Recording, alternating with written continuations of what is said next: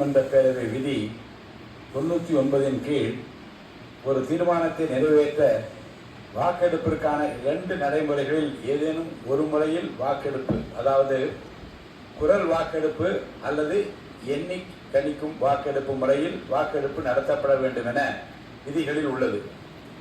விதி 99 உள்விதி 1 கீழ் இத்தீர்மானத்தை நிறைவேற்ற குரல் வாக்கெடுத்து நடத்தப்படலாம்.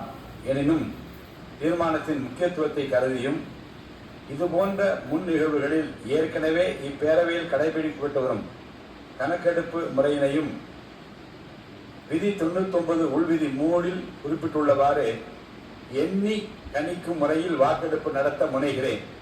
பேரவை விதி 99 உள்விதி 3 குறிப்பிட்டுள்ளவாறு தற்போது அவை முன் உள்ள தீர்மானம் எண்ணி கணிக்கும் முறைப்படி வாக்கெடுப்பிற்கு விடப்படுகிறது.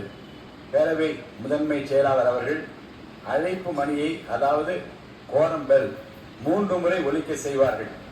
அழைப்பு மணியை அழுத்துமாறு முதன்மை செயலாளர் அவர்களை கேட்டுக்கொள்கிறேன்.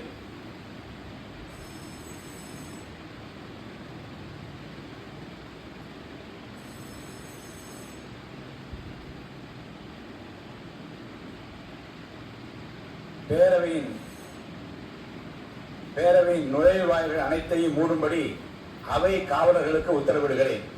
பேரவையின் அனைத்து வாயில்களும் மூடப்பட்டுள்ளனவா என்று உறுதிப்படுத்த வேண்டுகிறேன்.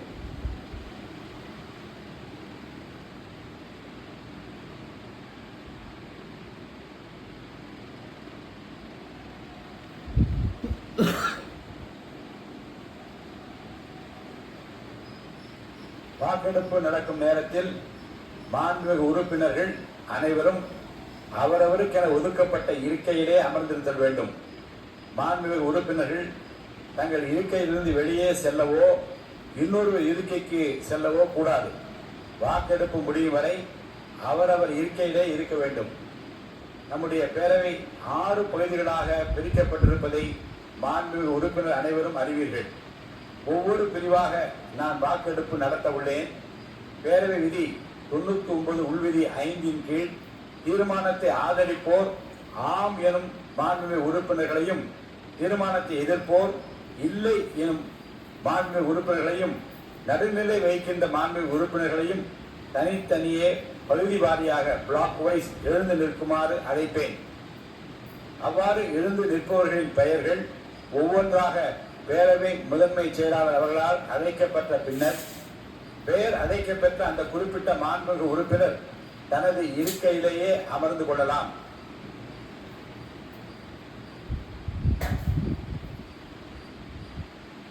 பேரவை முன் உள்ள கேள்வி: திரு சி.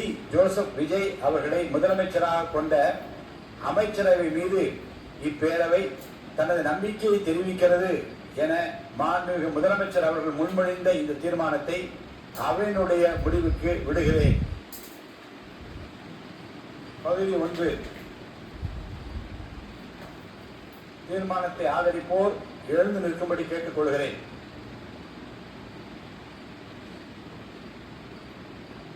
மாண்புமிகு முதலமைச்சர் அவர்கள், மாண்புமிகு திரு மு. வி. கருப்பையா, மாண்புமிகு திரு மு. ரவிசங்கர், மாண்புமிகு திரு ர. அபிஷேக், மாண்புமிகு திரு ரா.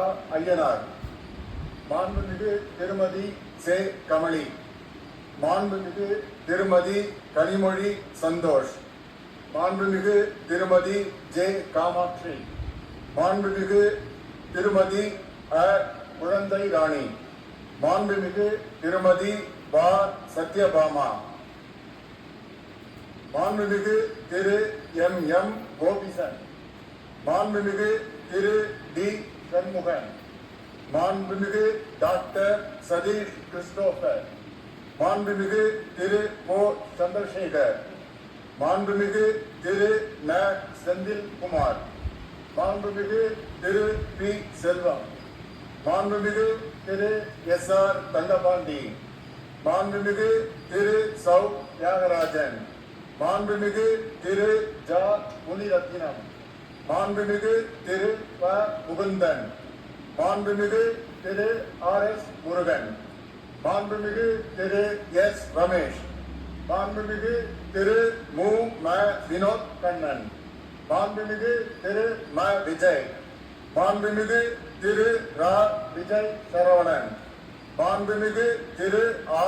விஜய் தமிழன் பார்த்திபன், மாண்புமிகு திரு எஸ். விஜயகுமார், மாண்புமிகு திரு ப.